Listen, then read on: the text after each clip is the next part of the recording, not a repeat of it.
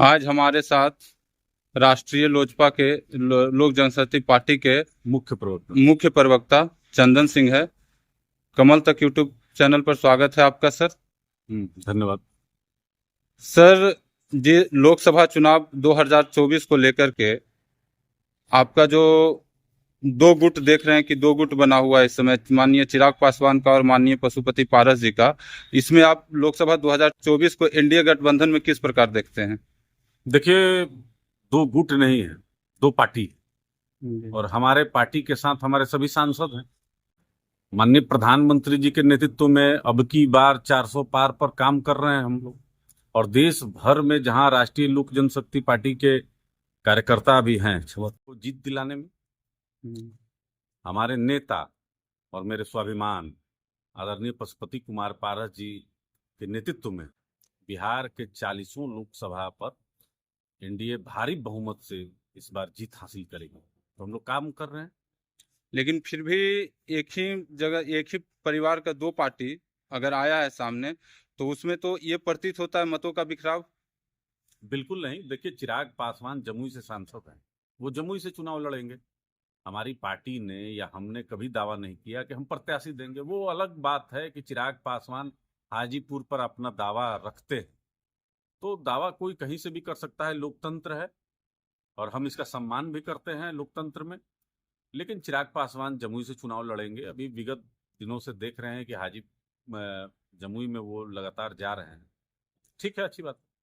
ठीक है, लेकिन हाजीपुर के लिए उनका विशेष ध्यान है, इस पर आप क्या कहना चाहेंगे? देखिए, चिराग पासवान हाजीपुर में कितना ध्यान देते हैं, पूर्व में हाजीपुर की तो जनता जानती है। हमारे स्वर्गीय संस्थापक पद्म भूषण देश के दूसरे अंबेडकर स्वर्गीय रामविलास पासवान जी का जब देहांत हुआ और हाजीपुर की महान जनता ने जब ये कहा कि हम अपने नेता को एक बार हाजीपुर में भ्रमण कराना चाहते हैं, तो चिराग पासवान जी ने सिरे से खारिज कर दिया। वहां की जनता का हृदय टूट गया, बहुत आघात लगा। तो चिराग पासवान का जो विचार है वह राष्ट्रीय लोक जनशक्ति पार्टी का विचार नहीं है। हम लोग तो स्वर्गीय रामविलास पासवान जी के विचारों पर चलते हैं और आगे भी चलते रहेंगे। उनका, चिराग पासवान का एक विजन वो लेकर के चल रहे हैं, जिसमें देखा जाता है कि युवा, कुछ सोशल मीडिया हो या कि कुछ मीडिया कथित जो बड़े पत्रकार हैं, वो कहते हैं कि उनका जो है बिहार फर्स्ट, बिहारी फर्स्ट एक विजन लेकर के चल रहे हैं। उनको लेकर के कहते हैं कि युवा जो है उनके साथ ज़्यादा कनेक्टेड हैं और ज़्यादा बहुत हंसी आता है कि बिहार फर्स्ट, बिहारी फर्स्ट की परिकल्पना करने वाले चिराग पासवान क्या ये बताने का कष्ट करेंगे? मैं आपके माध्यम से पूछ रहा हूं महोदय, क्या बिहार के 40 लोकसभा में जमुई नंबर 1 पर आ गया, फर्स्ट कर गया? 10 साल उनको कार्यकाल मिला है, क्या 10 साल में जमुई फर्स्ट कर गया? अभी जो वर्तमान में जब देश के 543 लोकसभा सीटों पर जब सर्वे हुआ तो जमुई उसमें फिसड्डी साबित हुआ। चिराग पासवान पिछले 10 साल में जमुई का कितना भ्रमण किए हैं ये जनता जानती है। और कई बार लापता के पोस्टर भी जमुई में चिराग पासवान के लिए लगे। हम कुछ कहना नहीं चाहते हैं, लेकिन बिहार फर्स्ट, बिहारी फर्स्ट पर कहने वाले सिर्फ स्लोगन पर ही ठहर जाते हैं। तो इसको धरातल पे उतारने के लिए चिराग पासवान ने क्या किया? देखिए, चंद मुट्ठी भर लोग हैं जो चिराग पासवान को नेक्स्ट सीएम कहते हैं। ये लोकतंत्र है और लोकतंत्र में संख्या बल महत्वपूर्ण होता है। आपके पास विधायक होंगे तो आप विधायक दल के नेता बनेंगे, विधायक दल के नेता बनेंगे तब आपको मुख्यमंत्री के कुर्सी तक पहुंचाया जाएगा। तो सिर्फ फेसबुकिया नेता बनना है अगर चिराग पासवान को, तो चिराग पासवान को मंजूर होगा। ऐसे में तो सर आप, जैसे आप बता रहे हैं कि माननीय नरेंद्र मोदी के नेतृत्व में एनडीए 40 के 40 सीटें जीतेंगे, लेकिन जिस तरह से आप बोल रहे हैं तो आप एनडीए पर ही, मतलब जमुई पे प्रश्न चिन्ह उठा रहे हैं। देखिए, चिराग पासवान एनडीए के हिस्सा हैं कि नहीं है, उनकी विश्वसनीयता पर बहुत बड़ा प्रश्न है। अब 2020 में इस गठबंधन से, एनडीए गठबंधन से बाहर निकलना और उसके बाद जाकर राघोपुर में तेजस्वी प्रसाद यादव के लिए कैंडिडेट देना, जो कि 24,000 मत को काट लेता है, जिससे भारतीय जनता पार्टी हार जाती है। हसनपुर में लोक जनशक्ति पार्टी के उम्मीदवार का कार्यालय नहीं खुलने देना और तेज प्रताप यादव को चुनाव में मदद करके जितवाना, 6 विधानसभा सीटों पर भारतीय जनता पार्टी को चुनाव में नुकसान पहुंचाना, वर्तमान में राजस्थान और मध्य प्रदेश में भारतीय जनता पार्टी को चुनाव हराने के मकसद से जाना। वो अलग बात है कि नोटा से भी चुनाव हार गए, विधान परिषद की 6 सीटों पर यहां चुनाव लड़े, जमानत जब्त हुआ, हाजीपुर में कैंडिडेट नहीं मिला तो राष्ट्रीय जनता दल को मदद करने लगे। तो चिराग पासवान कहां से एनडीए में हैं? अब एनडीए के बिहार के नेता आदरणीय नीतीश कुमार जी हैं। चिराग पासवान नीतीश कुमार जी को स्वीकार ही नहीं कर रहे हैं। 2020 भूल गए क्या? आदरणीय नीतीश कुमार जी को जेल भेजने की बात करते थे चिराग पासवान, अब पैर छूने के लिए ललायित हैं। तो कौन सा सत्य है? चिराग पासवान को स्टैंड क्लियर करना चाहिए कि नीतीश कुमार जी को जेल भेजेंगे या अथवा पैर में गिरकर माफी मांगेंगे। स्पष्ट करें अपनी स्थिति, एनडीए में अगर हैं तो स्थिति को स्पष्ट करें ना। लेकिन वो तो कहते हैं कि हम मोदी के हनुमान हैं। अब ऐसा हनुमान की जो लंका के बजाय अयोध्या में आग लगा दिया। अब तो हम लोग देख न रहे हैं चिराग पासवान को 11 गो लोकसभा प्रभारी नियुक्त किए हैं। अब बताइए, उनका कहना है कि हमारा लोकसभा प्रभारी रहेगा, लेकिन वो रहेगा मतलब एनडीए को 40 सीटों पर जिताने के लिए। तो वो मोदी के साथ रहेंगे और जो उनका कैंडिडेट रहेंगे उन्हीं के लिए वो वर्क करेंगे। मोदी जी के साथ वो कितना रहेंगे? तेजस्वी से उनका कनेक्शन है। कहता तो लोग मीडिया में तो यही ना चल रहा है, आप ही लोग चला रहे हैं कि तेजस्वी से उनकी बात हो रही है। लालू प्रसाद यादव को वो अपना नेता मानते हैं। भाई बिरयानी खाने कौन गया था? चिराग पासवान गए थे बिरयानी खाने, और कोई गया था? और तेजस्वी को अपना छोटा भाई, मीसा भारती को बड़ी बहन नेता लालू प्रसाद यादव को बताते हैं। तो उनका क्या उनके अंदर मन में है यह बोलने की जरूरत है। समय आने दीजिए ना, देखिए कि क्या क्या होता है।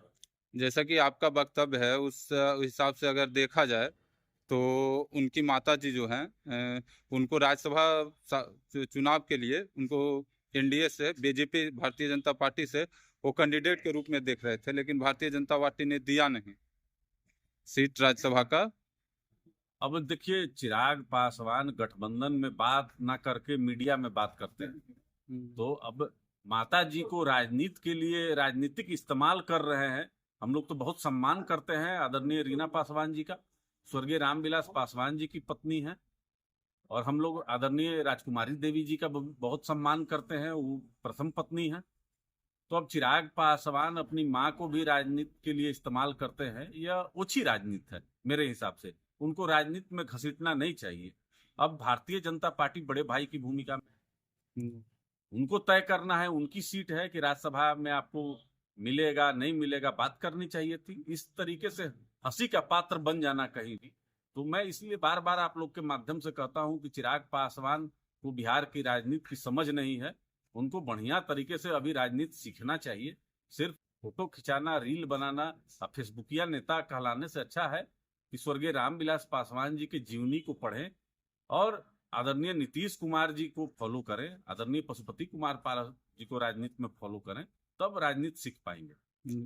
नवादा लोकसभा क्षेत्र जहां से अभी वर्तमान में सांसद चंदन सिंह जी हैं और भारतीय जनता पार्टी के भी कुछ लोग दावा कर रहे हैं, जैसे 3 बार के विधायक रहे अनिल सिंह, पूर्व विधायक, उनका कहना है कि बीजेपी नवादा से लड़ सकती है लोकसभा चुनाव। तो ऐसे में मतलब आपकी पार्टी लड़ेगी या फिर बीजेपी लड़ेगी नवादा से? देखिए, भारतीय जनता पार्टी के हम लोग सहयोगी हैं, गठबंधन के जी, प्रत्याशी नहीं है जी। और भारतीय राजनीति में सिटिंग गेटिंग गो होता है फार्मूला। मेरी 6 सीटें हैं, एक चिराग पासवान अलग हैं जी। तो जो हमारी सीटें हैं तो गठबंधन में वो हमको मिलेंगी। और हमारे प्रत्याशी युवा तुर्क आदरणीय चंदन सिंह जी हैं नवादा से, बहुत अच्छा काम कर रहे हैं, बहुत मेहनत कर रहे हैं और स्वर्गीय रामविलास पासवान जी के विचारधारा को गांव गांव और गली गली पहुंचा रहे हैं। तो इसमें कोई प्रश्न ही नहीं है। आदरणीय चंदन सिंह जी ही नवादा से चुनाव लड़ेंगे और भारी बहुमत से चुनाव जीतकर फिर सदन पहुंचेंगे। माननीय प्रधानमंत्री जी का न काम कर रहे हैं, 400 पार का लक्ष्य है तो उसको हासिल करना है ना। तो ऐसे में मोदी के गारंटी पे आपको भरोसा है? बिल्कुल भरोसा है। आदरणीय मोदी जी ने जो जो गारंटी देश के सामने प्रस्तुत किया उसको फुलफिल किया है। 370 हो, सीए हो, एनआरसी हो, ट्रिपल तलाक हो, राम मंदिर हो, तो माननीय प्रधानमंत्री जी तो देवतुल्य हैं, और जो उन्होंने कहा उसको करके साबित किया है। तो आज देश के 140 करोड़ जनता उन पर विश्वास कर रही है। अब की बार 400 पार का लक्ष्य हम लोग हासिल करेंगे और देश में पुनः एक बार फिर माननीय प्रधानमंत्री जी उस कुर्सी पर बैठेंगे, उनके नेतृत्व में हम लोग चलेंगे। ये ऐसा तो देखा जा रहा है कि इस बार अबू धाबी में भी मंदिर का उद्घाटन हुआ है। देखिए, सनातन का प्रचार आदरणीय नरेंद्र मोदी जी पूरे विश्व में कर रहे हैं। जो सनातन को लगातार इंडिया गठबंधन गाली देता रहा, हिंदू को गाली देता रहा, राम को गाली देता रहा, माँ सरस्वती पर गाली देता रहा, रामचरितमानस को गाली देता रहा, नए संसद भवन को जिसने ताबूत बनाया, ताबूत का फोटो लगाया था ना राष्ट्रीय जनता दल, 2024 में खाता तक नहीं खुलेगा इंडिया गठबंधन का, आप देख लीजिए।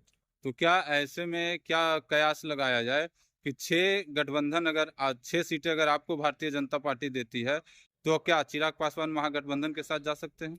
देखिए, चिराग पासवान 2020 में भी राष्ट्रीय जनता दल के लिए और कांग्रेस के खर्चे पर चुनाव लड़ चुके हैं। तो पुनः देखिए अब क्या करेंगे, ये तो उनकी मानसिकता है। आदरणीय प्रधानमंत्री जी में अगर विश्वास नहीं होगा, आदरणीय नीतीश कुमार जी में विश्वास नहीं होगा, तो फिर ही लड़ने जाएंगे। नहीं, मेरा कहना है कि महागठबंधन के साथ भी जा सकते हैं क्या? तो महागठबंधन तो हम तो कह ही रहे हैं कि महागठबंधन के साथ उनकी बात हो रही है, जी। तो उन्हीं से डीले हो रहा है। अच्छा। लालू प्रसाद यादव के कहने पर ही वो अपने लोकसभा प्रभारियों की सूची जारी किए हैं, सब उधर ही से डील हो रहा है। बहुत बहुत धन्यवाद सर, आपको हमारे चैनल में समय देने के लिए। हमारे साथ थे राष्ट्रीय लोक जनशक्ति पार्टी के मुख्य प्रवक्ता चंदन सिंह जी। बहुत बहुत धन्यवाद सर।